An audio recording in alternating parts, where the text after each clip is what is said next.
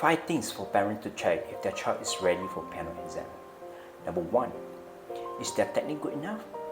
Your child needs to have the standard required for their grades in order to pass the exam. If their standard is not there yet, they will struggle very hard and eventually hate piano lesson.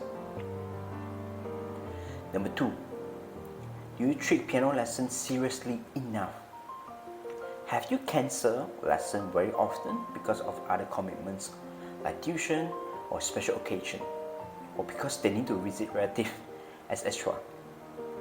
If you cancel the lesson easily, your child will think that way too and feel that piano lessons are not as important as other subjects. They won't treat the lesson seriously too. Number 3, can you sacrifice their playtime? Practicing really needs time. No one can succeed without putting in effort, and students need to give up some of their free time to practice piano. For example, they may have to give up their outings or other playtime and change it to their practicing time. Number 4, are you okay to see no progress in a year? Young kids learn piano for fun until they have to take the exam. Exam requires 4 exam pieces to pass, and you probably will see them playing these 4 exam pieces repeatedly over and over again. This is because the teacher wants them to pass or score even better than a pass. Number 5, can you practice with them? 90% of children won't automatically practice piano.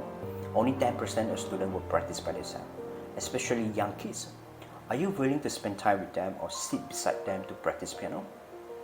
If you say yes to at least 3 out of 5 of the criteria above, then your child is ready for exam and you can ask your piano teacher to teach your child exam pieces. I'm Mr. Mo. See you again. Bye-bye.